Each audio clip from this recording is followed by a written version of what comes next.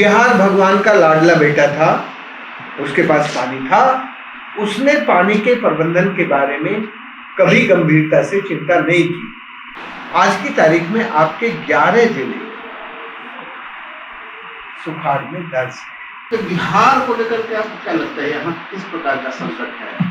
आजादी के वक्त बिहार थोड़ा सा बाढ़ की त्रासदी से थोड़ा सा इलाका, यदि पूरे भारत का देखें तो 1% जमीन का, और यदि बिहार को देखें तो मुश्किल से 4% जमीन बाढ़ से प्रभावित होती है। आपका राज्य कदाचित भी भारत के किसी भी प्लानिंग कमीशन की रिपोर्ट में ऊपर से लेकर अब तक सुखाड़ में दर्ज नहीं था। पिछले 7-8 सालों से धीरे धीरे आज की तारीख में आपके 11 जिले सुखाड़ में दर्ज है। दक्षिण बिहार आपका लगभग सूखे की लपेट में है, पानी के संकट की लपेट में है, और पानी के संकट की लपेट के कारण बहुत सारे युवा लाचार, बेकार, बीमार होकर अपना गांव छोड़ के शहरों की तरफ दौड़ रहे हैं। पुराने जमाने में भी ये प्लायन होता था बिहार से, लेकिन तब ये प्लायन था, अब ये प्लायन नहीं है, अब ये विस्थापन है। हम सरल भाषा में कह सकते हैं कि बिहार भगवान का लाडला बेटा था, उसके पास पानी था। उसने पानी के प्रबंधन के बारे में कभी गंभीरता से चिंता नहीं की। कई बार जो लाडले बेटे होते हैं वो बिगड़ जाते हैं, उनको फिर ज्यादा चिंता नहीं रहती कि यार हमारे पास बहुत पानी है, इससे क्या करना। वही हुआ बिहार में इस वक्त यदि आप सरकारी रिकॉर्ड देखें, मेरी बात भूल जाइए, सरकारी रिकॉर्ड देखें तो 1/3 जमीन ओवरड्राफ्ट है। ओवरड्राफ्ट का मतलब ये होता है कि जहां आप रिचार्ज से ज्यादा डिस्चार्ज कर रहे हैं, ये ओवरड्राफ्ट की डेफिनेशन में आता है।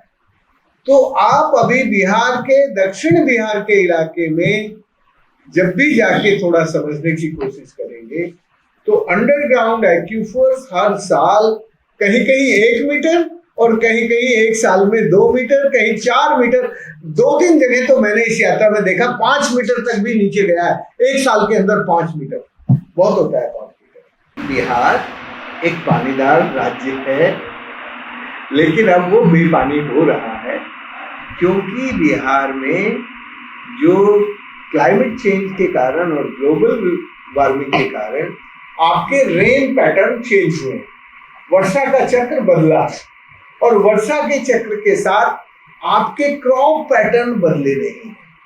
नदी के 3 अधिकार होते हैं। पहला अधिकार होता है कि नदी की जमीन नदी के लिए होती है। भारत के संविधान में A48 में बहुत क्लियरली कहा है कि नदी के लिए, नदी के समाज की ये ड्यूटी है, ये कर्तव्य है। और G51 में कहा है कि ये स्टेट की रेस्पॉन्सिबिलिटी है कि नदी अविरलता, निर्मलता, कॉन्टिन्यूएशन, क्लीन फ्लो में बहे। लेकिन हमने ना तो हमारे राज्य ने अपनी ड्यूटी निभाई और ना हमारे समाज ने अपनी ड्यूटी निभाई। अपने बिहार की नदियों को नदी का अधिकार नहीं दिया। बिहार की 3 तरह की जमीनों पर अतिक्रमण है। बिहार की सभी नदियों की 3 तरह की जमीन होती है। एक होता है ब्लू जोन, जहां नदी बहती है। दूसरा होता है ग्रीन जोन, जहां 25 साल में 5 बार फ्लड का पानी पहुंचा हो। 25 साल में जहां 5 बार फ्लड का पानी पहुंचा हो उसको हम ग्रीन जोन कहते हैं, दूसरी लैंग्वेज में फ्लड प्लेन कहते हैं। और तीसरा होता है रेड जोन। रेड जोन वो होता है जहां 100 साल में एक बार भी पानी गया, उसको हम HFL कहते हैं इरिगेशन की लैंग्वेज में, हाई फ्लड लेवल जो उसका होता है। तो ये 3 तरह की जमीन को हम किसी दूसरे काम में उपयोग नहीं कर सकते, और ये भारत के संविधान के प्रकाश में किसी सरकार को हक नहीं है कि वो नदी की जमीन को उद्योगों में बदल दे या नदी की जमीन को किसी शहर में बदल दे। अब नदी की जमीनें शहरों में बदल रही है, शहरों की आबादी में बदल रही है, उद्योगों में बदल रही है, तो नदी की जमीन का हक नहीं रहा। बिहार के लोग अतिक्रमण रोक सकते हैं। तुम केवल एक काम कर दो कि बिहार की जो नदियां हैं उनका सीमांकन, चिन्हीकरण और राजपत्रितकरण करवा लो, और ये सरकार की जरूरी ड्यूटी होती है। कि भाई वो जो नदी की जमीन है वो बताए लोगों को कि नदी की जमीन यहाँ है। तो नदी का एक खतरा तो है एनक्रोचमेंट, दूसरा खतरा है पॉल्यूशन। नदियों में प्रदूषण हो रहा, और प्रदूषण कौन कर रहा है? सरकारें कर रही हैं।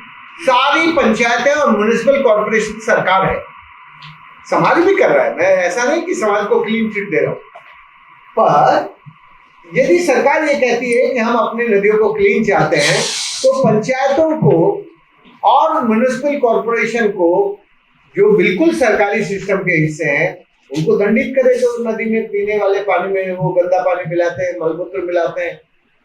कोई भी आज तक एक भी म्युनिसिपल कॉर्पोरेशन का चेयरमैन जेल नहीं गया, जबकि सारी म्युनिसिपल कॉर्पोरेशन अपने शहर का गंदा पानी नदी में मिलाती हैं। आपके राज्य में जो तीसरा नदियों पर संकट है वो है खनन का और जल के शोषण का। मैं खनन को भी शोषण के टाइटल में रखता हूं, क्योंकि सैंड निकालना शोषण ही तो है। तो आपकी बिहार की नदियों पर 3 शब्दों में जवाब है: अतिक्रमण, प्रदूषण और शोषण। ये तीनों बड़ी चुनौतियां हैं। यदि आप अपने बिहार को पानीदार बनाना चाहते हैं, तो एक तरफ बिहार में सामुदायिक विकेंद्रित जल प्रबंधन का काम करना चाहिए, और दूसरी तरफ बिहार की नदियों को अतिक्रमण, प्रदूषण मुक्त करना चाहिए। प्रभातखबर.com, विश्वास वही, रफ्तार नहीं।